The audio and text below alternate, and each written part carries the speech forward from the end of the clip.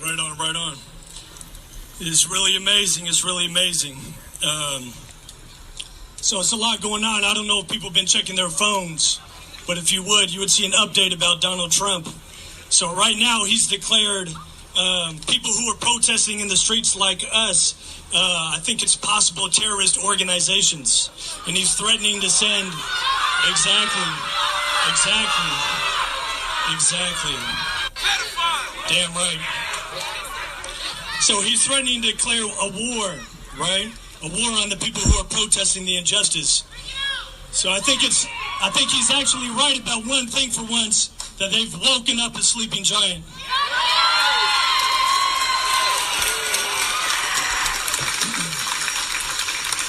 So first off, I want to thank Akil and Xavier for letting me share a few words.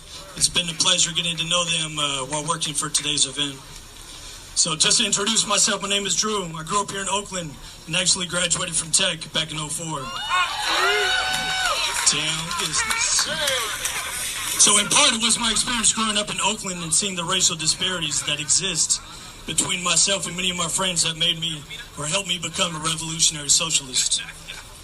Like millions of others across our country and world, I was outraged and saddened to see the murder of George Floyd and the continuous racism and barbarity of our society. But times are clearly changing, and we are making history, making our voices heard as many others across our country and world are doing. And I'm proud to be here with everybody.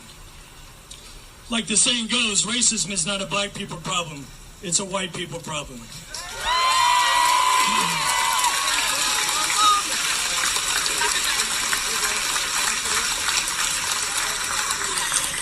So black people and other minorities have known about the injustices and brutality of our society for as long as this country has existed.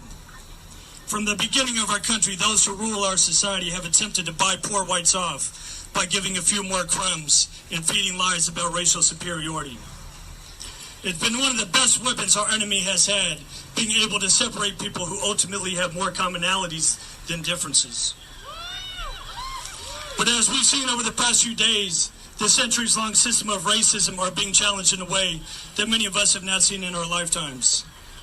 The virus, the unemployment, our uncertain futures have linked us all together. The brutal murder of George Floyd was the last straw.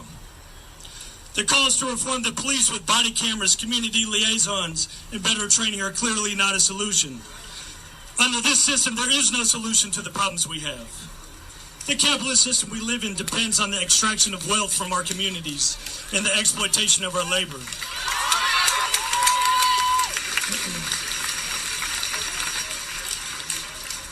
This system cannot allow those who have the power to change it, that is, poor and working class blacks, whites, and other minorities, to come together.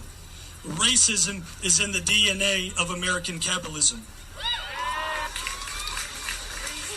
So people have taken to the streets, rightfully so, but this should only be our beginning. If we want to do more than protest against these injustices, we have to organize ourselves to transform them. The schools we're in, the churches we're a part of, the places where we work, the communities we live in, these are our arenas of life that we must begin to organize. We have the numbers and the diverse working class of our country house the power to shut it all down. We must begin to organize ourselves so that we can not only take on this racist system, but end it and create a society that works for all of us. Power to the people.